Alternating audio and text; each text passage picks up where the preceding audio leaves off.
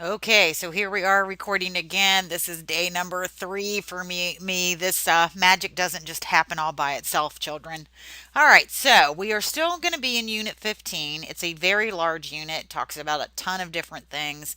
But we are now in period 6 and are still in period 6, 1850s to 1890s, and a little bit beyond. So in your notes, make sure that you are now changing the topic from westward movement to industry and labor.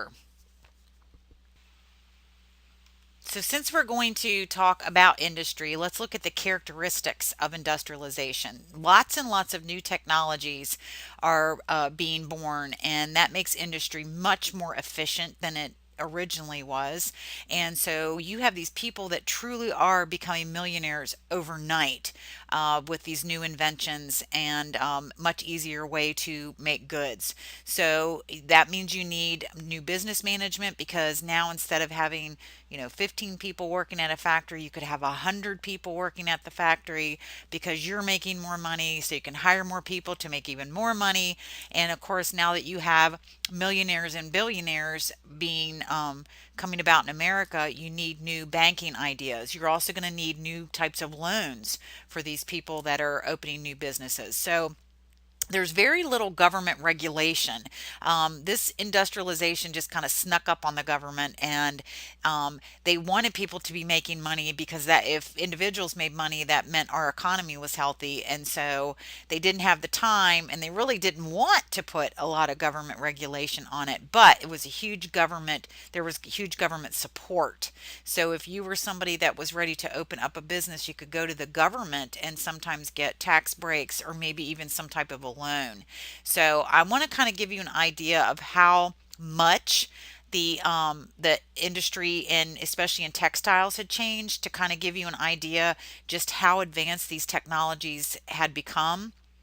So I'm going to show you a couple real quick film clips just so that you can get a comparison if I can get them to work. So hopefully in the final version of this, you'll get to see a couple of those film clips.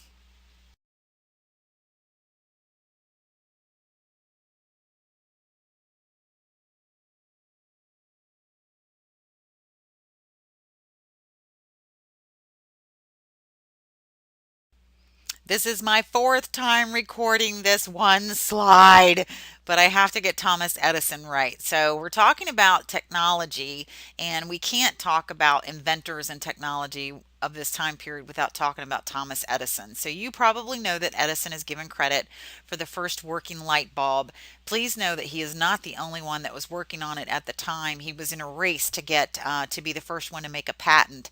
There were lots of people that were working on this. So the light bulb was not a new idea, but the filament inside the light bulb that makes it glow when you turn it on was the problem. So Thomas Edison didn't invent the idea of a light bulb. He is the guy who invented the first filament that would stay on for a very long time and last without breaking and could sustain itself being turned on and off constantly. So he's the guy who did it in 1879, but that is not the only thing he did. Well, here, this is where I messed up last time. I forgot to add this part. All right, so with a light bulb, New York City was the very first town in America to get a light bulb, and they put it in your kitchen.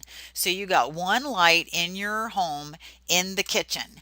And that's how they did every single town. And my mom told me that she remembers sitting in her kitchen in Legor, Maryland when it finally came to Legor, and this is not too far from DC. So Legor, Maryland, there the whole community got together as each little section of the community got lights, and they all sat around the kitchen table waiting for that light to come on for the very first time. And it was a ceiling light, so it hung down and was, this ugly, massive, bulky thing, but they were just all in awe of it. But make sure you know that New York City is the first place to get the electric light bulb installed in homes.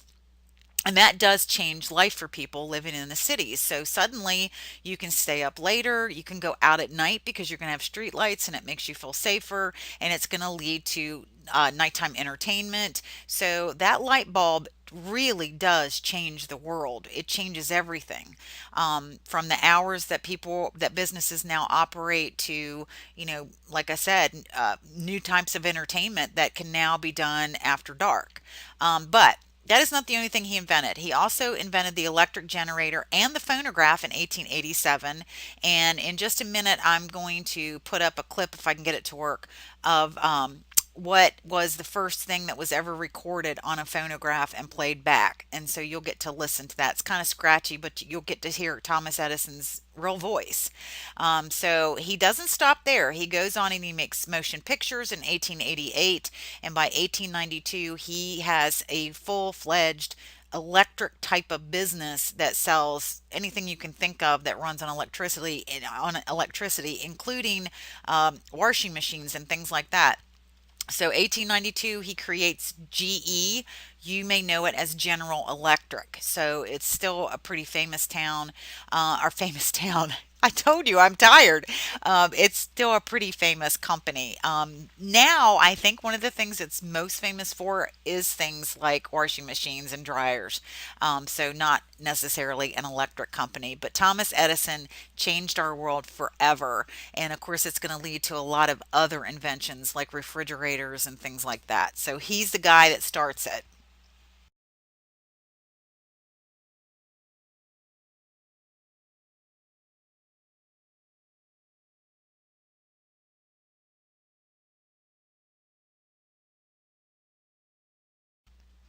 And of course, we have to also talk about Alexander Graham Bell, who was trying to come up with a hearing aid device that would help an individual in his family who was very hard of hearing.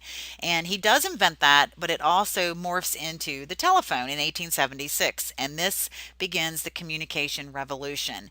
So by 1880, he has his own telephone company known as the American Telephone and Telegraph, and you know it as AT&T. So back then, in order to have a line as a business, you paid $3 a month. Private was $1.50. Wouldn't you love to have those prices now? I think my last bill was $193. So big difference. But back then, you didn't have a private line. So you have a private phone in your house, but not a private line. You actually shared a line with other people in your neighborhood. And so when you picked your phone up, when you picked it up, there was an operator at the other end, and you would say, "Operator, give me 259." And the operator would connect you with telephone number 259. But the operator could hear you and anybody else on your line could hear you. So you had to be really careful what you said. And I'm going to show you a quick movie. I don't even think there's sound in it, but it gives you an idea of what it was like to be one of these ladies that were the switchboard operators, and you'll get to see what it looked like. So, um, this is a brand new idea, and that don't forget too, the AT&T was out of Alexander Graham Bell. So a lot of people refer to it as Ma Bell, like Mother Bell, Ma Bell sometimes. So here, let's take a look at the video.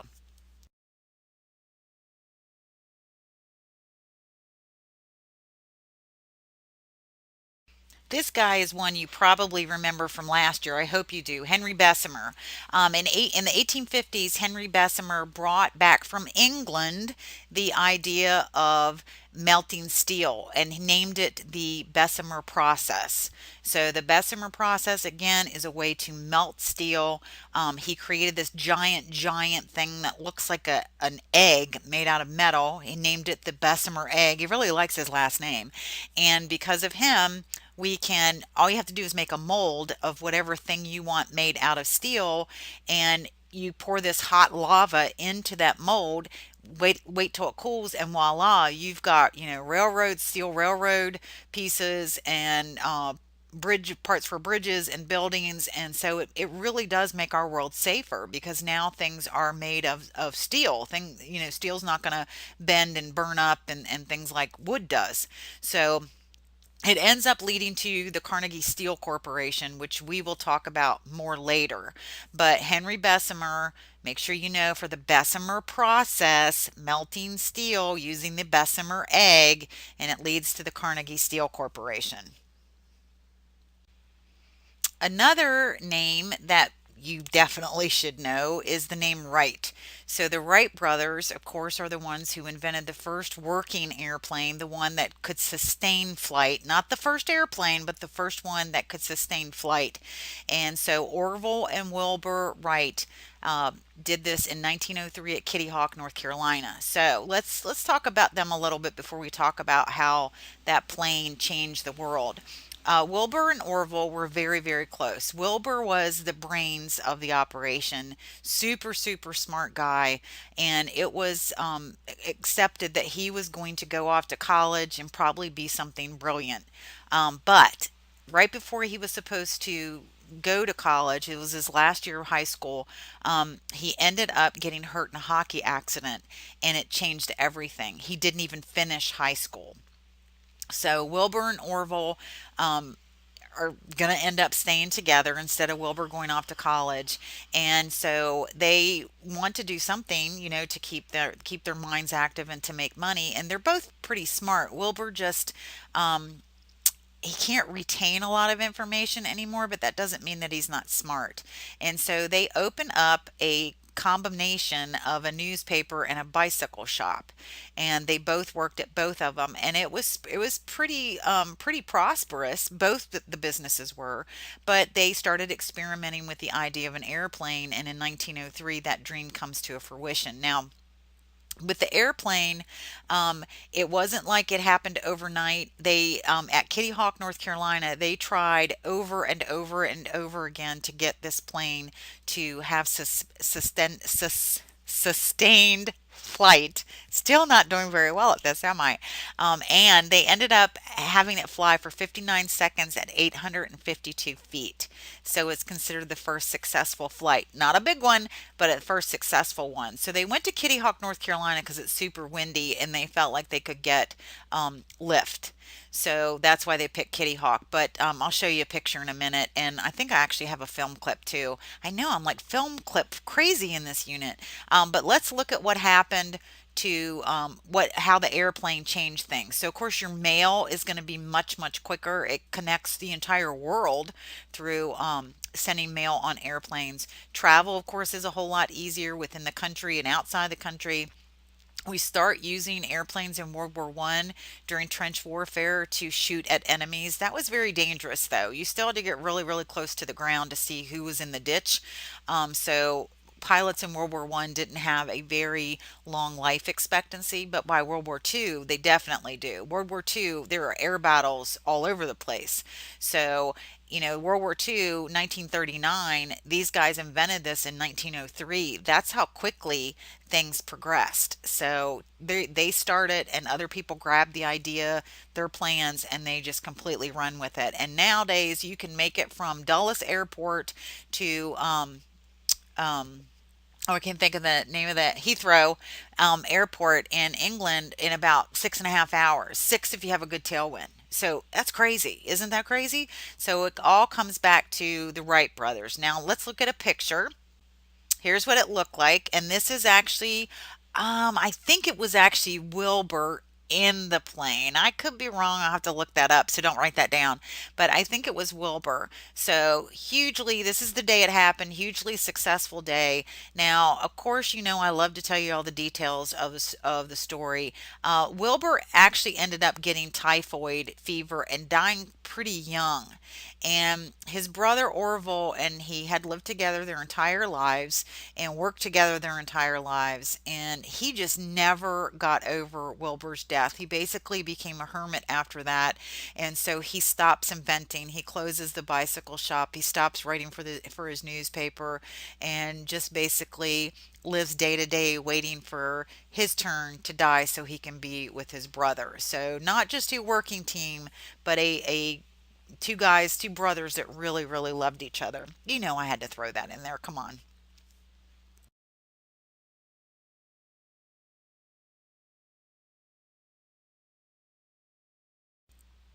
Oh, and I forgot to tell you that a piece of that airplane you just saw a picture of was used.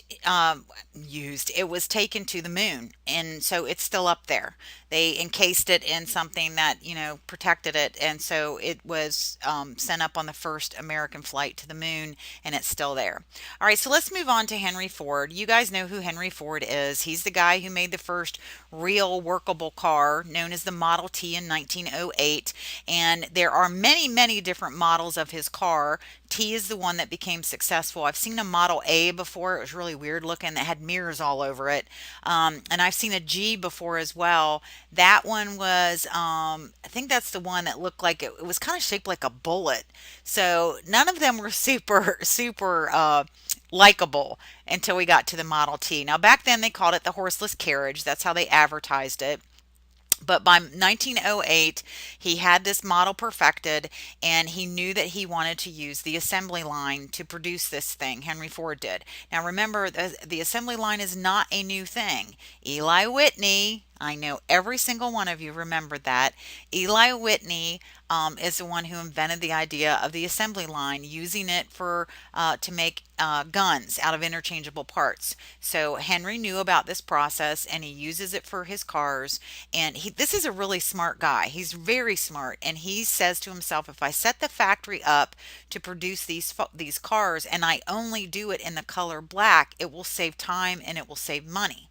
So by the time he gets this factory up and working, to buy one of these Model Ts is going to cost an individual about $800, and that car will be built in 12 hours. By 1915, that's not a lot of years. By 1915, that price is cut in half, and look how little time it takes to make one, an hour and a half to make a car. So that's pretty impressive. So technology had gotten even more advanced. The factory workers got better and better and better at their specific part that they had to put on for the car. But more than that, Henry Ford wanted to make these cars affordable for people. He wanted everybody to be able to afford one, and for it to be something that was a part of our everyday life, not something that was just a fad. And by golly, he did it. So as the car becomes more affordable, more and more people will buy these cars, and more people will move away from their jobs and go out to live in the suburbs. Rich people are the first ones to leave the cities. They want out, and they can afford to build something out in the country, and now they have a car to get them there and back, so they can still take care of their businesses in the cities, but they don't have to live there with the filth anymore. And we're going to get to the filth in a minute. But because of Henry Ford's cars, the cities are mostly filled with poor people after this invention, and the rich people will leave, like I said. Now, Henry Ford changed the way that bosses and workers came together. He had the mentality that if you paid your people right, they would be loyal to you and they would do a better job. And so he at the time paid his employees more than anybody else in America, and he really did take care of them.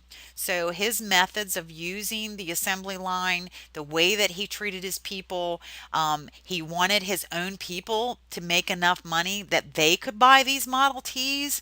That changes the way that everybody starts to run their factories. So he seems like a really, really good guy, but I do have to tell you, and this makes me sad because I want to like Henry Ford, but Henry Ford also was very, very against the Jewish population. And he had, and I do want you to have this in your notes, he had his own newspaper called the Dearborn Independent, because he lived in the town of Dearborn, Dearborn Independent, and it was an anti-Jewish newspaper. And so he was constantly telling people that the Jews were trying to take over the world, and we should not allow them to be in our society. So there is a dark side to Henry Ford. And it is just a coincidence, but it's still kind of creepy when Adolf Hitler decided that he was going to get rid of all the Jews in the Holocaust camps, like time to just kill them all. He used the assembly line, and although Henry Ford was already dead by then, he thanked Henry Ford for the idea of the assembly line so that they could kill the Jewish population quicker. So, if Henry had been alive, I don't know, would he have liked it that Hitler thanked him? I mean, you're talking about killing people, not just telling them they can't have jobs. So I don't know, but Henry did have a dark side when it came to the Jewish population. So let's take a look at what the Model Ts look like on a lighter note. Here's what your Model T looked like, and you hand cranked it. You see the crank in the front, and you could take the roof up and down. So this became a really popular model. There was also a car on the very, very back. If you flip down, I wish I had a better picture. If you flip down this little compartment in the back, you could have a couple people right on the very, very back, like riding backwards on the Model T. So you could fit a whole family really comfortable on here. But the problem is, as more and more people started buying these things, and so, all right, let's just take for instance, you go to church on Sunday, and here comes all these people with their Model Ts. When you come out of the church, how do you know which car is yours? It became a real problem. So, guess what we invented? License plates. You probably already guessed that, right?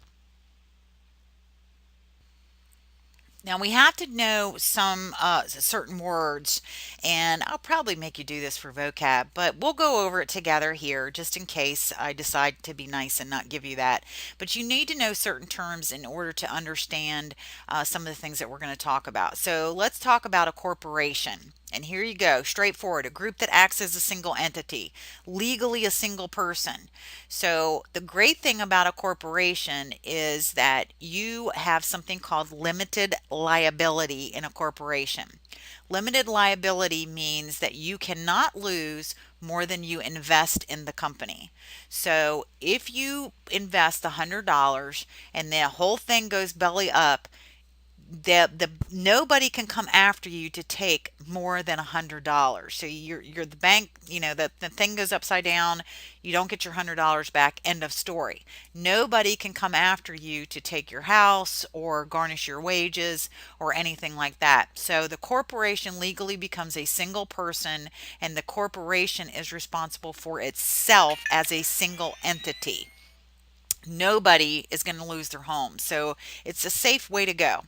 Then you have a monopoly. A monopoly, I think you probably know what it is. It's a company or group or individual who has taken over complete control of some kind of particular good or service in the market. So they are like the only ones. And I can give you a really good example here. There is a huge fight in among business leaders today whether or not Walmart is a monopoly, because everywhere they go, they close all the businesses, the little businesses around them. The grocery stores and the department stores are closing. And so monopoly Walmart becomes the only choice for you to grocery shop and buy your clothes and things like that. So it does kind of qualify as a monopoly. So who knows? They may end up having to break this company up. AT&T is a really good example of a monopoly that was broken up. It was the only telephone company, and so they were forced to sell off parts of their company, and that's where we get like Verizon and other companies like that, because the government forced AT&T to break up their monopoly. It's illegal. You cannot have a monopoly in a capitalism or capitalist economy. You can't. So there, of course, are going to be people who are going to figure out a way around a monopoly. And one of the ways that they found a way, one of the things that they did to have that way around it was something called a trust. So basically, a trust is a board of directors made of the same type of people, or the same people that control different businesses. Now, the businesses are not legally merged together. So they're different companies on paper. And so it's not really on paper a monopoly, but it's the same guys controlling it. So for instance, let's say when they took AT&T apart, the same guys in charge of AT&T, the guys making money off of it, the investors, were the same exact men that created Verizon. So you give your customers a choice. You have AT&T or you have Verizon. So it looks like you're not a monopoly, but if it's the same men controlling it, It is a monopoly. It's just not on paper. I hope that makes sense to you. They also use something called horizontal integration to get around the monopoly. And basically, that means purchasing competing companies. So, here's a really good example of this. Sometimes you have no choice but to have a monopoly. A good example is where I lived in West Virginia. We had one electric company, Potomac Edison. So they actually went in, and this Potomac Edison place went in and bought up all the small electric companies, and you can't prevent people from buying or selling.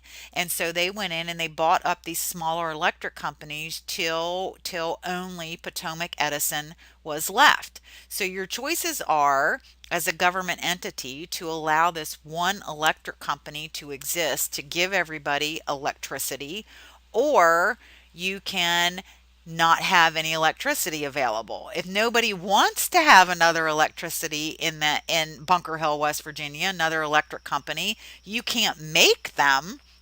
So, horizontal integration is buying up all your competitors and maybe even turning them into a trust, because then you don't have to worry about it. So, same guys controlling the multiple businesses. So, a trust and horizontal integration are both ways around that monopoly.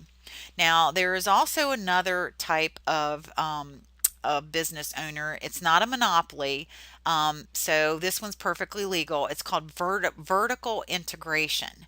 And this is when a company or an individual buys every business that they need to get their good, from the raw good to that sitting on the shelf at the market waiting for somebody to buy it.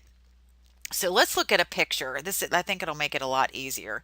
So here you have horizontal integration over here on the right hand side. We've already talked about that. So US Oil came in and bought up all the little tiny oil companies, and you can't keep people from buying and selling. And if there is no other people, nobody wants to, buy a piece of this oil company, you can't do anything about that. And again, you could also use it with a trust. So let's look at vertical integration. So let's say that I am part of the meat packing industry. I have I want to get cattle to market on the shelf at Walmart. So I go all the way back to the beginning. I buy the cattle. That's where it starts. Then I have to buy the slaughterhouse so that they can butcher them.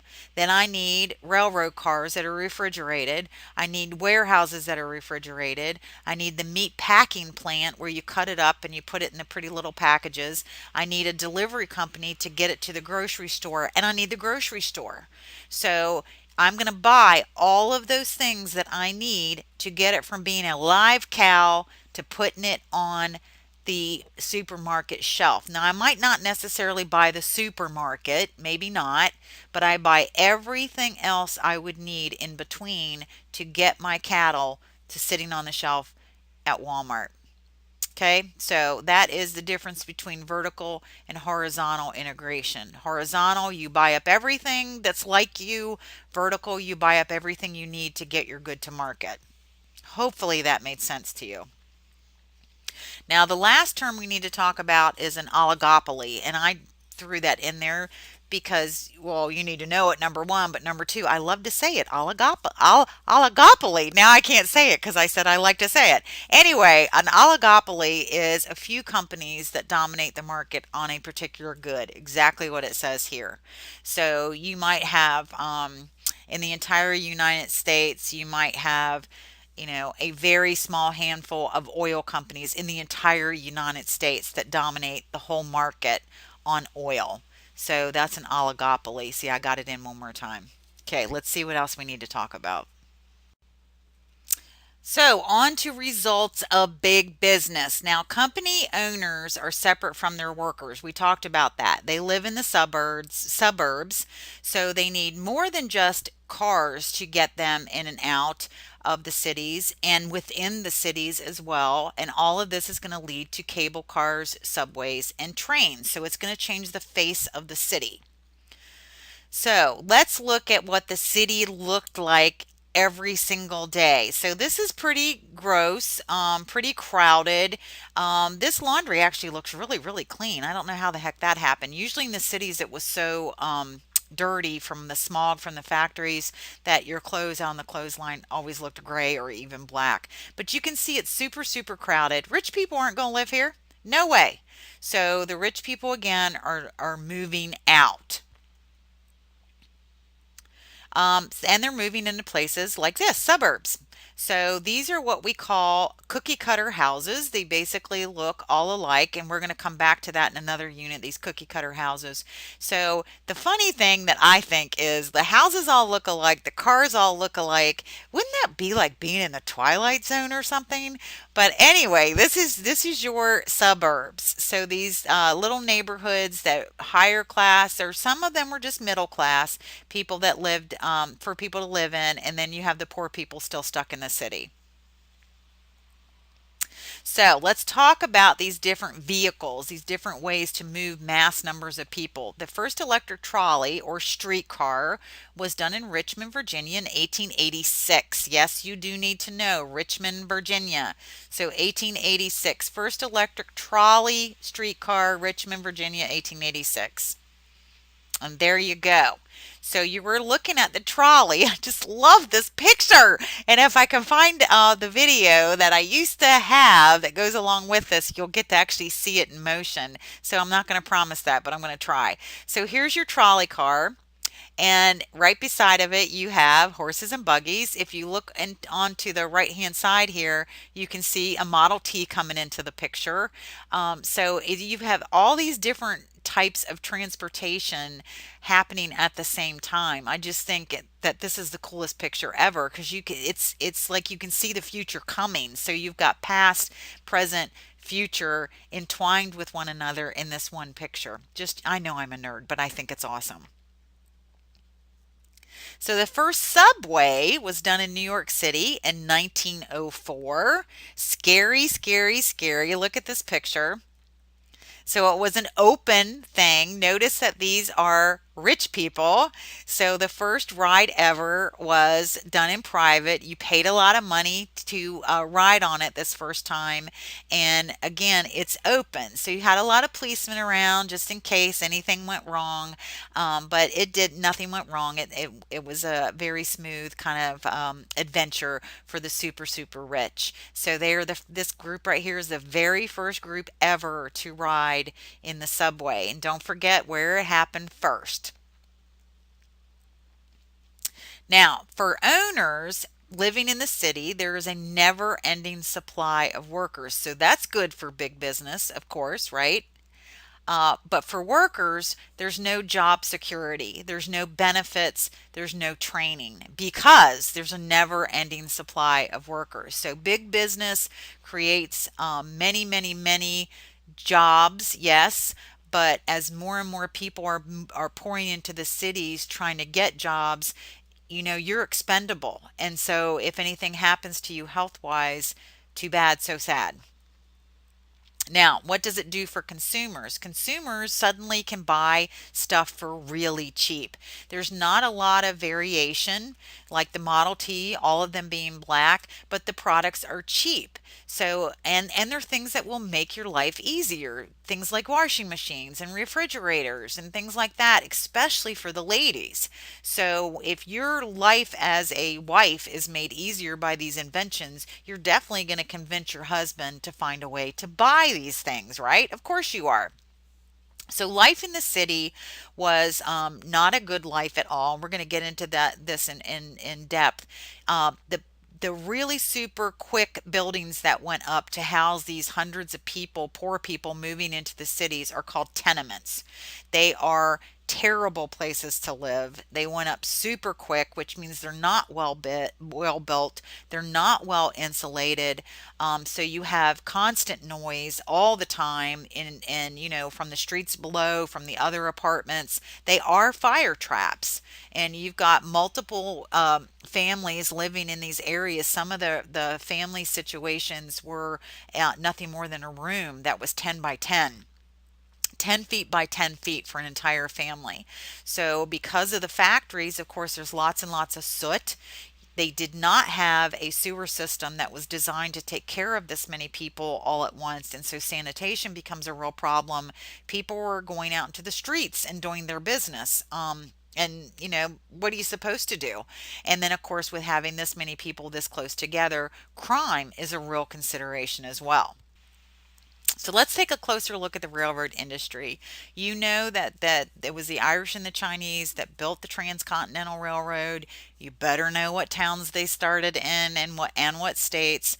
But you should also remember that it was built both by private businesses and government. So these guys come together. Don't forget the union was completely government owned, but of course the government is also going to help out the Central Pacific Railroad as well. So here's some ways that the government is going to end up helping the railroad industry. They gave them something called subsidies, and this is the money from the government in some form. So you can apply for a subsidy for one of these projects, and it might be that the government actually purchased wood for the railroad company and gave it to them. So it may not actually be money, but it's some kind of a subsidy. So they also gave them land grants, and this is massive. So I'm going to show you this map here that think about all these railroad lines. Every single one of them is government owned land. Where you see the pink, it's government owned land that was given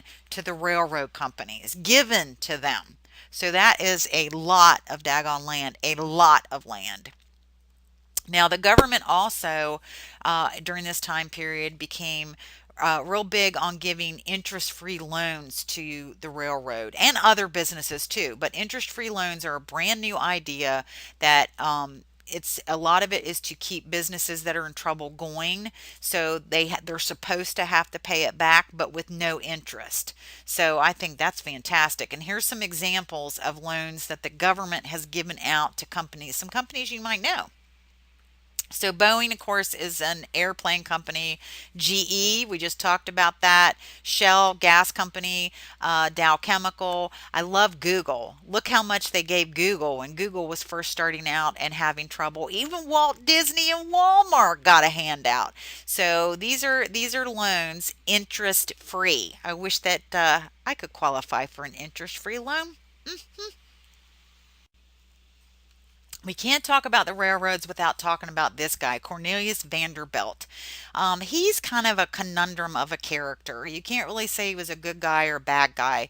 In business terms, you can't say whether he was an honest to goodness robber baron or a captain of industry. I think he was both, so we're going to say he was both. What's a robber baron? A robber baron is somebody who is willing to kind of crap on somebody in society to make themselves money. So a robber baron in this guy's case was his workers, the railroad workers. He treated them terribly. He treated them as slaves. And a lot of them are immigrants. Some of them can't even read and write. Some of them can't speak English, and he uses that against them. If you want a job with your limited capabilities here in America, you'll do as you're told and work for little pay. So he built his fortune on the back of the less fortunate, but he's also a captain of industry because he did good things for society as well. So one of the things that he did was he created time zones prior to this. Many people just set their clocks and watches by the sun. So you waited till the longest day of the spring and the winter, and then you set your clocks according to the sun setting at 6 o'clock. And so that works great for people, but when you're running a railroad, that doesn't work, because even if you're a few minutes off here and there, it's going to really mess things up. And now, when you have people going from state to state, that's going to be even worse. There were accidents where trains were running into one another because the clocks were set wrong, because you're setting it at 6 o'clock. And you guys, hopefully you understand that if you go across the country, it's the light changes, so it's dark at different times of the day. Well, back then, 1 o'clock for California was also 1 o'clock on the East Coast, and the light was completely, totally different. So people were setting their watches at all these weird, odd times. And Cornelius Vanderbilt came in and said, let's create time zones. And so he did, and it kept those trains from running into one another. The trains were on time. So he made it much, much safer for everybody. He also was the first guy to suggest the use of air brakes. And air brakes is a very controlled stop to this very large train. So the men on it were much, much safer. And he also was the one to say, let's start using steel rails in our for our tracks. So before that it was wood, and if it rotted or maybe a train derailed, it would mess up the rails for the next train coming in. So he did great things for the railroad industry and the safety of people that were using the railroad, and so he becomes a captain of industry. Now, he dies as the second richest American born man of all time. You'll have to look up who the first one is. It might be on the test, so look it up. But the way he started is he borrowed $100 from his mom. His mom didn't want to give it to him either, but he borrowed $100 from his mom, and he was so good at business that by the time he passed away, he turned that $100 into $100 million. And so, in today's standards, it would be billions. But he borrowed it from mommy, who did not want to give it to him. She didn't have faith in Cornelius that he would do good things with it, and he did. He did. He just wasn't always great to his workers, which is kind of standard par for the course for this time period. Gustavus Swift is considered a captain of industry because he was very concerned with the meatpacking industry. He wanted it to be efficient, he wanted it to be clean, he wanted it to be cost worthy, and so he strived very hard to make all those things happen. And he already had animals. He was living out west, had a big business that he had opened with his brother where they would hold animals and ship these animals off to the east. And then he did research and realized, when you put those animals on railroad cars, you have to feed them for on that trip all the way from the out west to the east coast. So how about if they're already dead when they get there, then you don't have to feed them. So he decided to open up slaughterhouses in the west, and he would take these animals, and he bought out the slaughterhouses. So he killed the animals in the slaughterhouse, and then he would locally sell the meat to butcher shops. So then he went in and bought those butcher shops. So now he's using vertical integration. See where this is going? He raised the animals, he slaughtered them himself, he put them in his own butcher shops, and then he realized, okay, but I want to be able to get the meat to the East Coast, and I need the animals to be dead and already cut up and packed before they get on the train. How do I do that? So he paid somebody to invent refrigerated cars, and this will be for railroads. Later, they will use refrigeration on ships as well, and he's going to ship off to places like Hong Kong and Singapore, and Tokyo. So he even gets the Asian market. Europe. He did all kinds of different places in Europe. So he got the guy to invent the refrigerated cars, which kept the meat safe till it got to, disperse to where it was supposed to go. And then at the other end of the train ride or the boat ride, he also had more of his own butcher shops. So he definitely is a really good example of using vertical integration to keep costs down, which meant that he could keep the prices down for his consumers. He's also responsible for finding ways to use leftover parts of animals that were generally being thrown into the trash. And he used those leftover parts to make things like soap and glue, different types of fertilizer. He was all about let's not have any waste, that let's use everything that we possibly can. Now, he was really worried about the meatpacking industry being clean and being safe. Later, other people will take his ideas and not be so adamant about things being clean. And so you get things like Upton Sinclair's really famous book, The Jungle, about how icky the meatpacking industry is. And he is talking about Gustavus Swift and other people like him, because by then Gustavus was dead and things had kind of gone downhill. But know that he was a good guy. He was a captain of industry, and people just take his ideas and kind of turn them upside down after he passes away.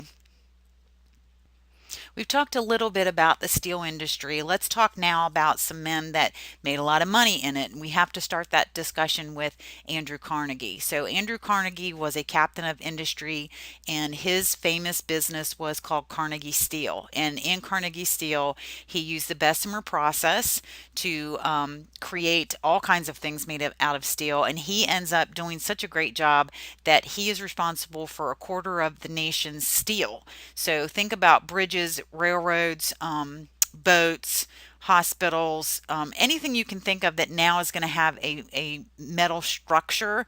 So it makes it much, much safer. Suspension bridges, of course, you see here in front of you. Now, again, he's a captain of industry. He's actually Scottish, so he's not American born, but he really did love America, and he wanted to do good things here, and he wanted to do good things for the people here. So he's considered a captain of industry because this man believed in the gospel of wealth, and that means that we are all free to make as much money as we can possibly make, but when you become rich, you have a responsibility to take care of people that aren't as fortunate as you. And in his lifetime, he gave away about 90% of his wealth. So he wasn't just saying it, he meant it. He absolutely believed in vertical integration. There's nothing wrong with vertical integration. It's a smart move as a business owner, and it does help consumers have cheaper prices. He thought monopolies were the devil and denounce them at every chance that he got. So he does sell his steel industry, and we'll meet who he sold that to in just a minute. He is responsible for the building of Carnegie Hall. He created Carnegie Mellon, over 2,000, almost 3,000 libraries. This was a good guy. He was a really good guy. And again, 90% of his wealth. But make sure you know him as the steel guy. Carnegie Steel, a quarter of the nation's steel came from him. So let's find out who bought his business. And that would be JP Morgan. So JP Morgan is famous for banking and investments. Again, he is a captain of industry, and he's the guy that's going to buy Carnegie Steel out, and he turns it into US Steel, which will be the first billion-dollar corporation in America. So big, big deal. He's going to finance all kinds of things, and he's going to help the government finance all kinds of things. So you see in front of you railroads, insurance companies, banks. But the thing he's most well known for, and this is where he gets the title captain of industry, is in 1907 we had a panic, and Teddy Roosevelt, who was friends with JP Morgan, was talking to him about, this money problem that was coming, and it was going to be really, really bad. And JP Morgan said, how much do you need? And Teddy Roosevelt said, well, I'm not sure. And JP Morgan hands him a blank check and says, you go to your advisors and find out what you need to keep America out of a depression, and you write that check for that amount of money. So he gave Teddy a blank check. Now, of course, that's not going to solve every problem, but it definitely did put the Great Depression that we know of in the 30s, it put it off for a long time. So that's JP Morgan's doing. Today, JP Morgan's main investment company is still around, and you probably know it as Chase Bank. If you or your parents have a credit card for Amazon, that's a Chase Bank credit card. So he's still around, even though he is long past, he is still around and still affecting society today. Now, John Rockefeller is he's a neat character. He really is. And of course, he's famous for oil. I think everybody knows that. Rockefeller's considered a robber baron, and his business was Standard Oil. Make sure you know that.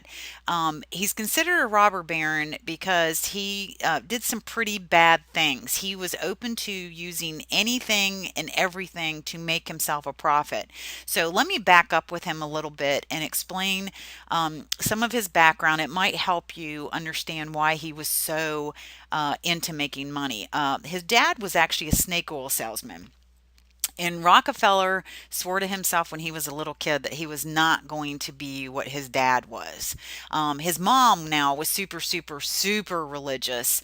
And so he does want to keep that part of his mom, and he will eventually give away over $500 million in his lifetime to different charities and different colleges and things like that. So you kind of sort of have to give him a little bit of credit as maybe a captain of industry for that kind of stuff. But anyway, let's go back to his dad. His dad is a snake oil salesman, and he cheated people. Yes, he did. And I think Rockefeller kind of inherited a little bit of that too. When he was little, he would go down to the local store and buy candy and take it home and sell it to his brothers and sisters for double the price. I mean, he just like super young already knew how to cheat people.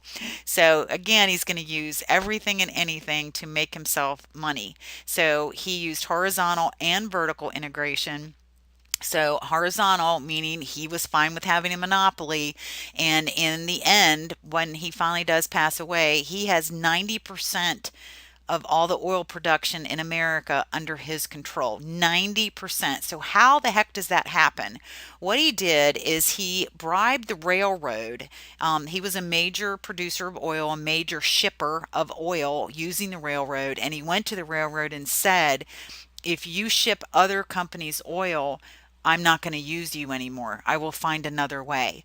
And so these railroads started refusing to ship other people's oil, and these small oil businesses would eventually sell to John Rockefeller because they couldn't make money anymore because he had bribed the railroads. And he was horrible to his workers, absolutely horrible. There's one story where they were putting together barrels of oil, and they were putting 6 nails on the lid of every barrel of oil, and he got really upset and said, no, no, no, you're wasting money, so you're not going to get paid for it, but you're going to pull out all 6 nails and realign them so that they will be sealed by 3 nails each. So it took these men hours and hours and hours to undo it and redo it the way that he instructed with no pay. He wasn't very nice socially either. He was an extreme germaphobe. You didn't catch him out in public very often because he didn't want other people touching him. But whenever he did have to eat at someone else's residence or out in public, he would demand a lemon, a slice of lemon, and he would cut it down the middle and take it and run it along the rim of his glass because that lemon is a natural disinfectant, and any germs that were around the lip of the glass where he was going to put his mouth, the germs would be killed. So that's why we now have lemon wedges on our drinks. He started that, and it looked pretty, so people kind of picked up on it, and it is a germ killer. So in 1890, the government started to pay attention to this monopoly that he had developed. So a brand new act is placed out there called the Sherman Antitrust Act, and it's a trust buster, and it was directly aimed at John D. Rockefeller. So it's supposed to tear apart all the trust, which really are monopolies. We talked about that, the same men in control of everything. So when he had been shut down, whenever he got shut down or got in trouble for a monopoly, he would just turn everything into a trust. That's still monopoly. So in 1890, the Sherman Antitrust Act goes after him. It takes them 21 years, but finally, 21 years later, the court forces him to divide his company, Standard Oil, up into 30 different companies, and he's not allowed to be in charge of any of them. So no more trust. And that's where we get the companies like Exxon, Mobil, Chevron. All of them were originally Rockefeller's companies. So don't forget that he did do a lot, like Rockefeller Center. He did that. So I don't want him to seem like this completely terrible, horrible man, but his children might say differently. He had 3 daughters who, by the time he died, were not even speaking to him. They didn't want him in their lives at all. His one son did. He wasn't super crazy about his dad, but he was the only one that he had left. And so when Rockefeller finally died at 97, he wanted to live to be 100. He swore he was going to. He made it to 97. When he died, he gave half of his fortune to his son, and a large portion to charities, and whatever was left he split between his daughters, and those families are still fighting today over what money was given by Rockefeller. So just giving those daughters money didn't wasn't a very good thing because it tore the families apart. Now he did have a grandson, I think his name was Henry, that lived to be 101. So the men in his family do live to be a really ripe old age, but he again made it to 97. So make sure you know John D. Rockefeller, robber baron, Standard Oil Company, how he did it, because you're going to hear his name again. So Rockefeller is a guy to know.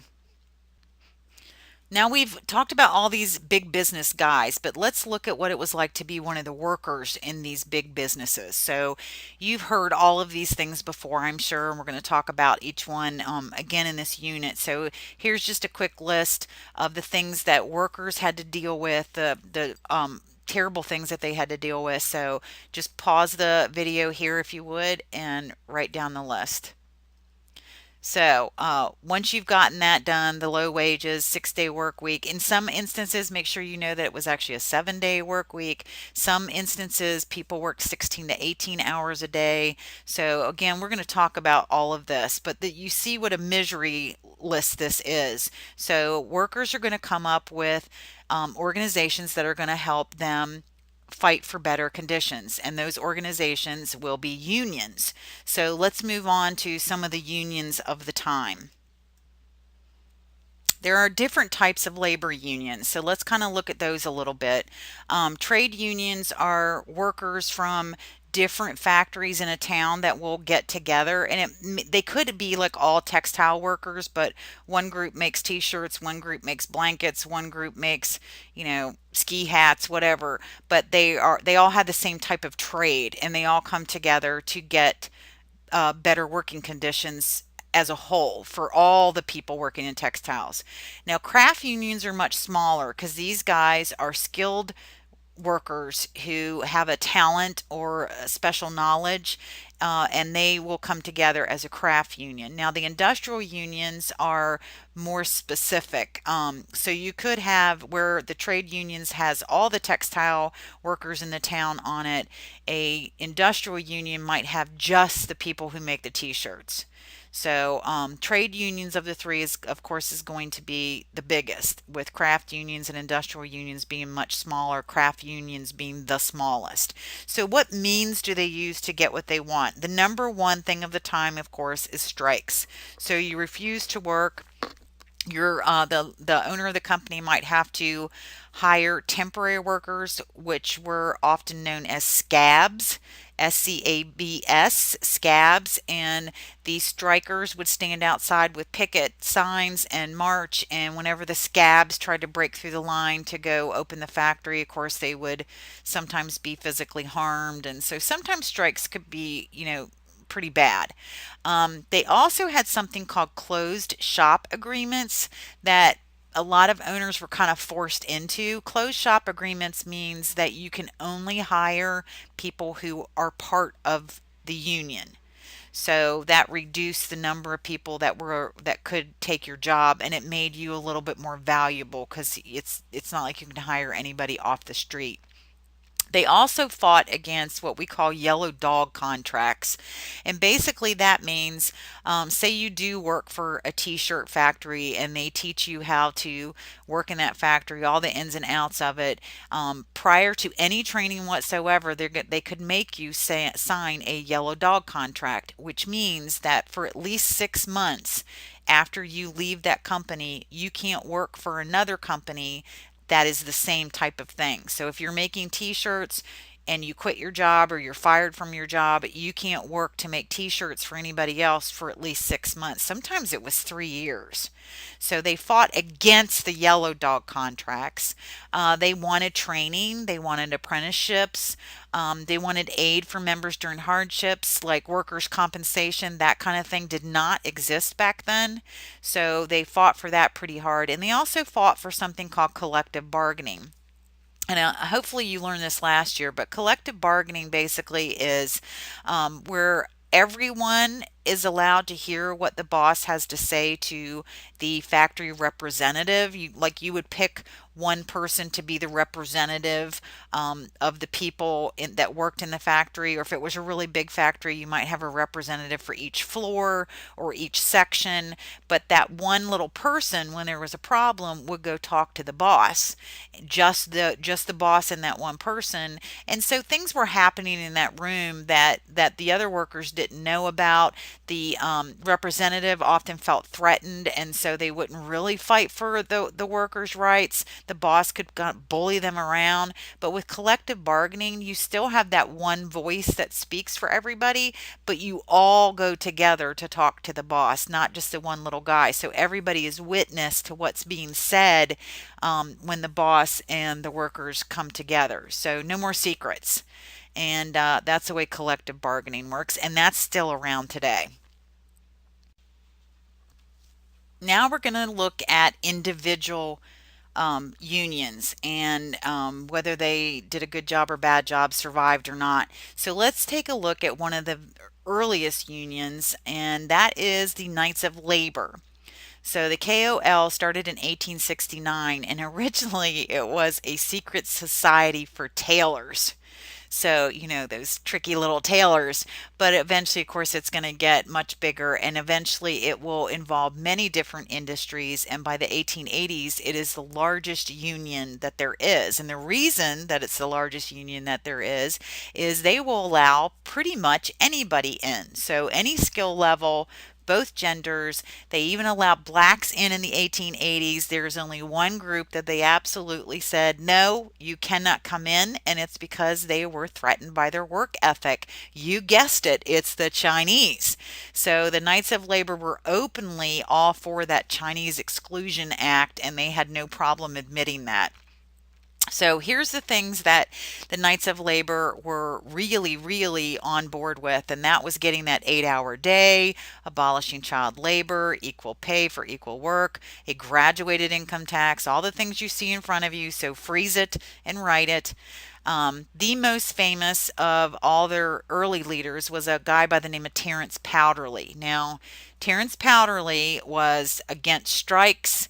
He was against socialism. He was against anarchism.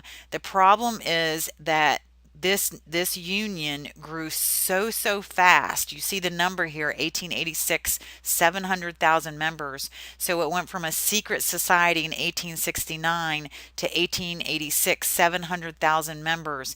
It got out from underneath Terence Powderly, and so there were strikes. There were people in the Knights of Labor that spoke about socialism and anarchism, and this is all going to come to a head in an event that we'll cover on the next slide, and it's going to ruin everything for the Knights of Labor. So let's take a look at that. And that incident is going to be the Haymarket Square incident. So some KOL members, actually a lot of them, meet in Chicago at Haymarket Square to protest the railroad and things that are happening on the railroad. And so somebody in the crowd, we're never going to know who, somebody threw a smoke bomb, and it freaked the police out, and the police started firing, and the KOL members started, punching the police, and some of them had weapons on them as well, and it just turned into this giant chaotic event. And at the end of the day, 8 people were dead. 7 of them are going to be police officers, and you see the picture here. The media ran these men's picture all over the place. What a tragedy it was that 7 police officers lost their lives, and so they're made heroes overnight, of course. And the one little guy that was a KOL member that was killed, that was completely ignored, I guess you could say, because now this group, the KOL, they're cop killers. And so the media again runs away with it and says they're nothing but a group of anarchists and communists and socialists. And so they do send a lot of people to court over this. Men that were there that day, 5 are found guilty of crimes that will get them a sentence to hang. 4 of them will be publicly hung. The 5th one kills himself in prison. So he doesn't, actually, the day before he was supposed to be executed. But the whole affair is this huge setback for unions because it gives unions the reputation as being violent groups. And of course, that's not true at all. But it bled into all the other unions and people started to be wary of joining them because now they have this reputation of being violent. You have to know that a lot of these guys were immigrants, and so some people blamed that too. Xenophobia made people go crazy. Immigrants are evil. Immigrants are evil. That's xenophobia.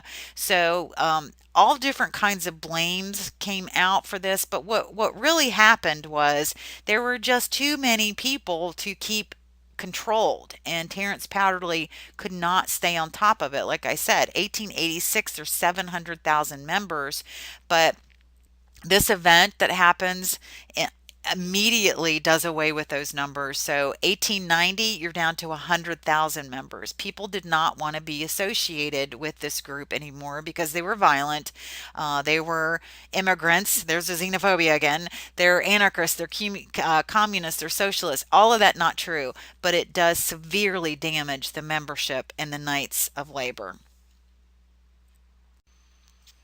The AFL is another force to be reckoned with. In 1886, this was a uh, a organization run by Samuel Gompers. Sorry, it's been a long day.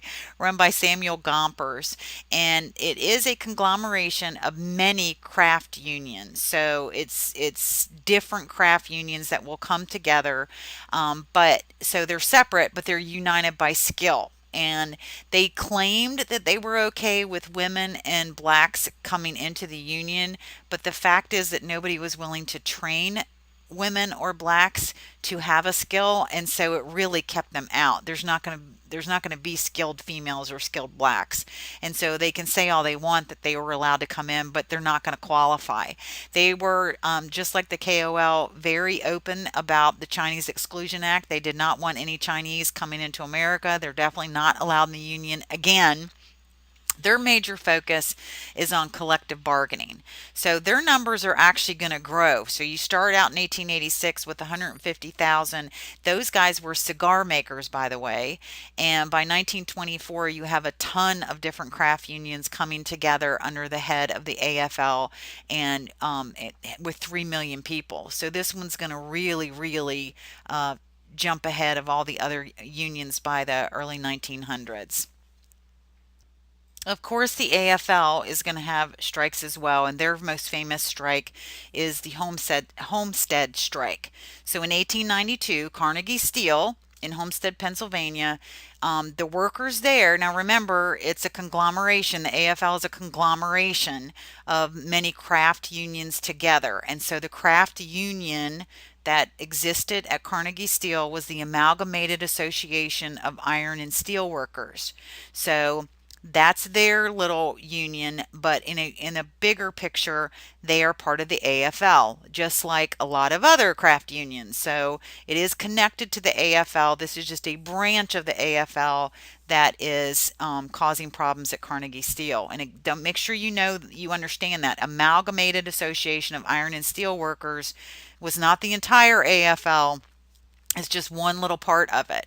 So what happened was, Henry Frick, who was the guy in charge. Carnegie had gone home to Scotland, and Henry Frick was the guy who was left in charge. And Carnegie completely trusted him, and so Henry Frick decides that he's going to lower all the men's pay. With no warning whatsoever. And if you argue about it, then you will be thrown out and locked out. And so the workers said, I don't think so. I think that we're going to lock ourselves in the factory and not let you in. So they, of course, aren't working anymore. They just lock themselves in the factory. So Frick immediately goes out, finds people that are willing to replace them, and he paid a group of armed guards called Pinkertons. There were 300 of them. He paid them to come take the factory back, and then these replacement workers would be allowed to go into the factories and start the machines up again. But here's the problem: the Pinkertons didn't even really know what the heck they were getting themselves into. Most of them were young guys that were inexperienced. They're going against 10,000 really upset workers. So they were brought on a boat so they couldn't really see what was coming. They got off the boat and suddenly there they are in a gun battle. So right in the middle of, they have no idea what's going on. So they're in the middle of a gun battle, and in the end, of course, there are casualties. You see the numbers here: nine strikers and seven Pinkertons. And in the end, the Pinkertons are forced to do something called running the gauntlet. And the workers who were revolting lined up on either side of this little path, and they made these poor Pinkerton men run between the lines of guys, and they would like smack them around and spit on them and stuff like that. So the governor said, no, we're not putting up with that. And he calls in a militia and finally gets the workers to open the door. Again, this is a huge setback for unions. It's huge because you have more sort of police officers in the Pinkertons that are getting killed, but it's just in the bigger picture of things, it's more violence. So people, believe it or not, in the beginning, this one's a little bit different. In the beginning, they are going to side with the union guys. Even though some Pinkertons are killed, they are going to side with the union guys because of the fact that Henry Frick lowered their pay with no warning, no opportunity to use collective bargaining, no nothing.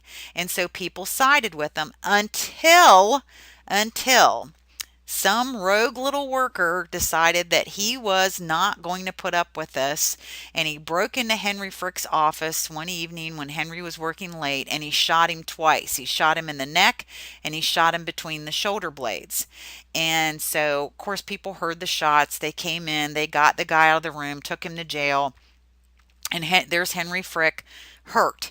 And again, Carnegie's in Scotland, so Henry Frick says, "Yeah, I can't take time off. I have to stay here and make sure that everything is okay."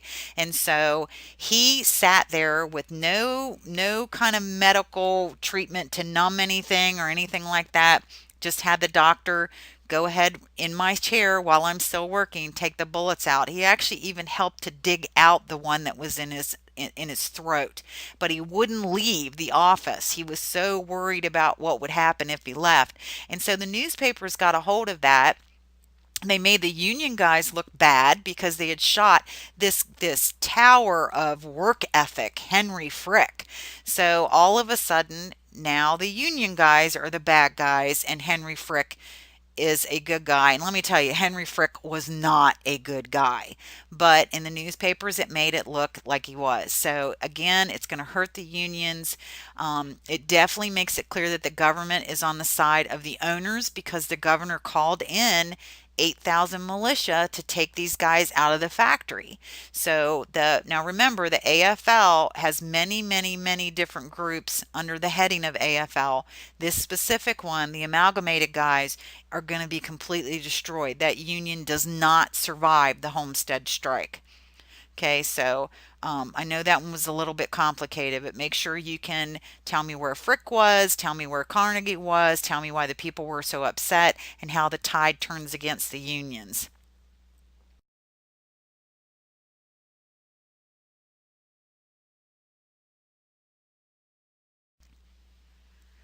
We talked tons about the railroad, so we can't leave this unit without talking about a railroad union, and that comes in the form of the American Railway Union, or the ARU. And you can see their most popular years up there: 1894 and 95. Their most famous leader is a guy by the name of Eugene Debs, who was openly a socialist. That's going to matter in a minute, I'll tell you when we get to that part. So the ARU is an industrial union, and it was for all railroad workers below foremen. So these are the little guys. And the group that we're about to talk about that's going to go on strike, this group of ARU members are working for the Pullman Company. And the Pullman Company at the time was the only railroad sleep cars. So if it was a Pullman car, it was a sleep car, and so it was for extended voyages. And these Pullman guys got their wages cut all of a sudden. And of course, their bosses were using those yellow dog contracts so that these men couldn't work for any other railroads if they left the Pullman Company. So the ARU helps these guys who are members strike, and they end up shutting down any train in the United States that has a Pullman car. Well, most trains that went any distance had at least one Pullman car. It was like a luxury type of thing. So that basically meant that railroads across the entire United States were sitting still, stopped. Well, Grover Cleveland, who was the president at the time, said, "No, we can't do this." So he wants trade to be able to still happen, and so he goes out of his way to make sure that these guys are definitely not going to get away with us. And what he does is he has a mail train attached to every Pullman car in the United States. Well, it is absolutely illegal to interfere with the mail. So once these Pullman cars has had a mail car attached to it.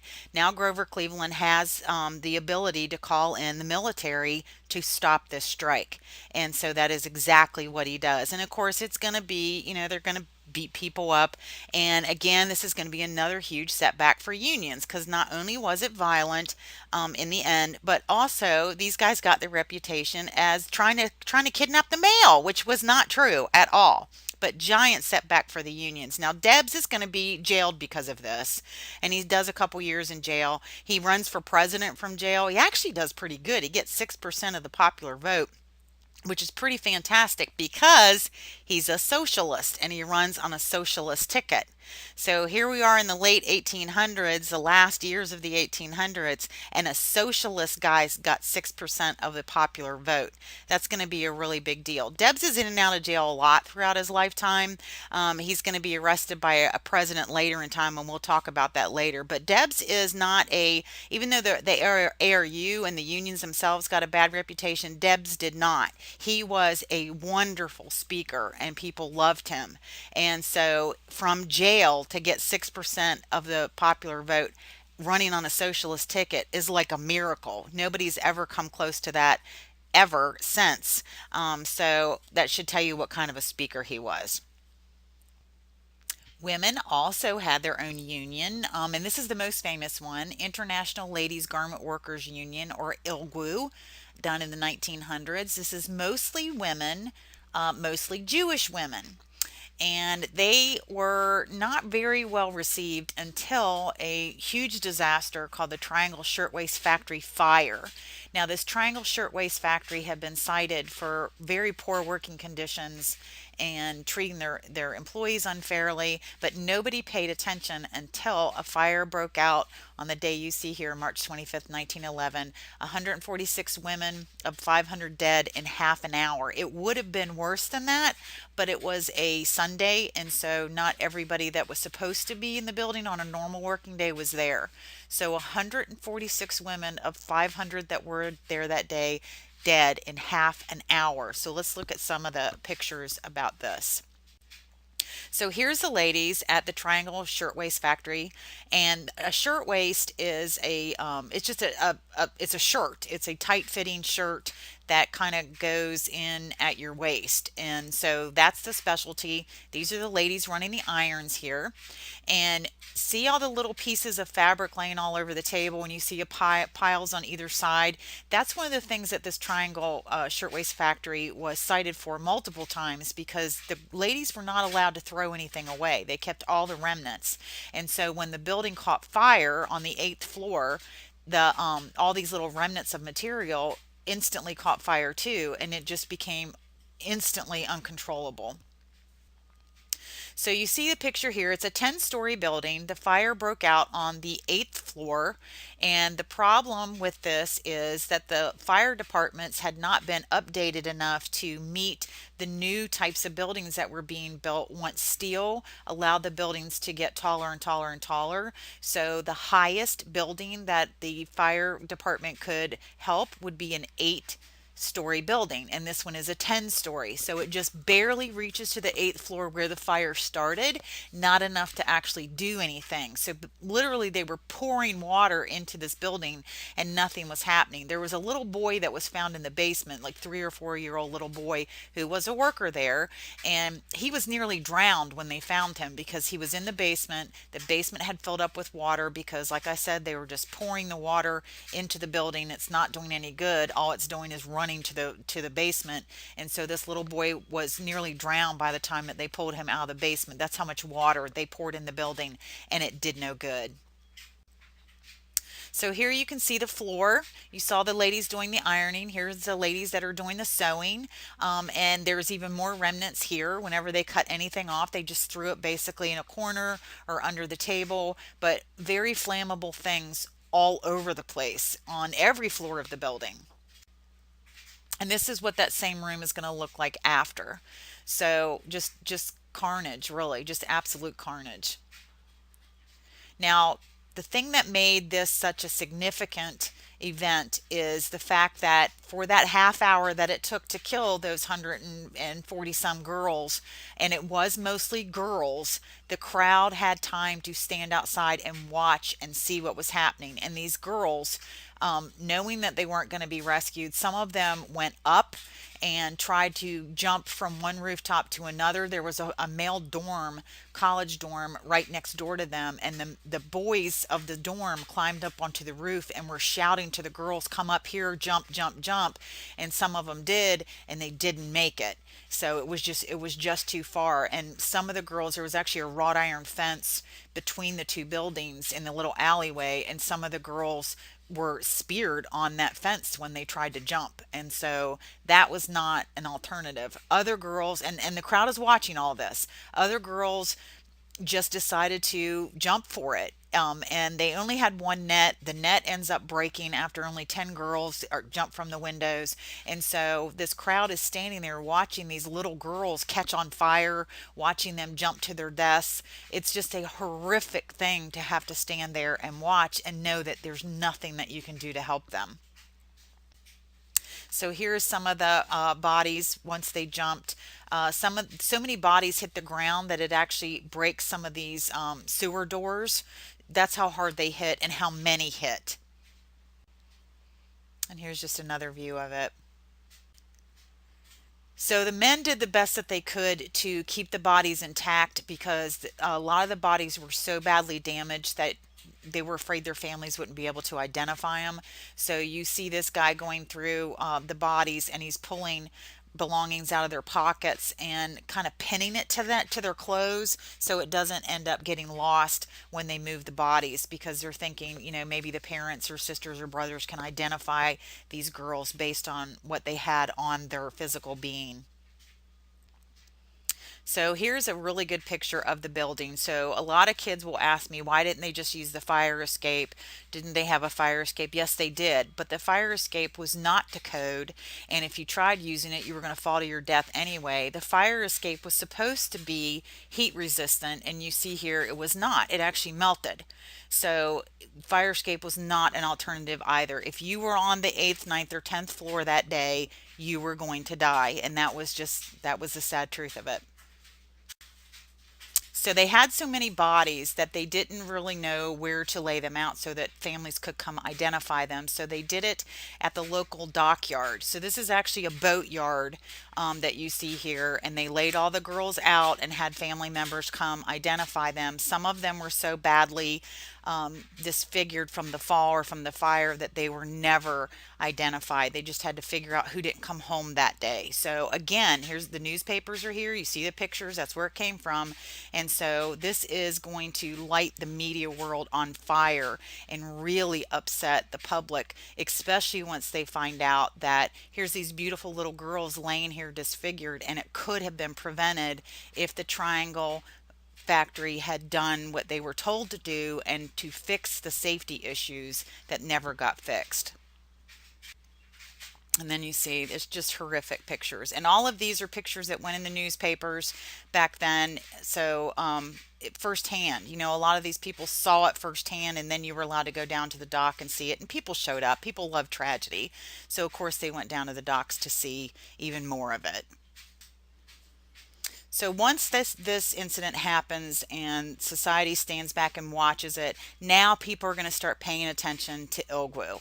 And you see some of the picket signs here. So now they're going to start getting real fines. They're going to start getting jail time even if they don't do as they're supposed to do when they violate a safety code. And it's all because of Ilgu and the Triangle Fire. And so here you see one of the posters that came out about it at the time, and this is supposed to be, a little girl that was burned up in the fire. And so because of Ilgu and that fire, if the fire hadn't happened, it would have been a different story. But because of Ilgu and that fire, safety codes really do change for everybody, for all factories across America. And finally, we're going to get to the union that allowed everybody in, and this union is the Industrial Workers of the World. You probably heard the phrase "Workers of the World Unite." That's where this comes from. Back then, though, 1905 to 1920, most often they were known as the Wobblies. So this happened in Chicago under the leadership of William Haywood, and it is one of those unions, like I said, that allows everybody in. It is the only real union that ever went anywhere that allowed Chinese in. So regardless of gender, race, class, skill, didn't matter. Everybody was allowed to be a wobbly, and the reason is because they were radical, socialist, and anarchists. So of course they want anybody and everybody that wants to be in. They're going to let them in. So they probably would have done a whole lot better if World War I had never happened. But when World War I took place, the Wobblies shut down production of war goods, and immediately they became an enemy of the state under the Espionage Act, which we'll talk about when we get to the war later.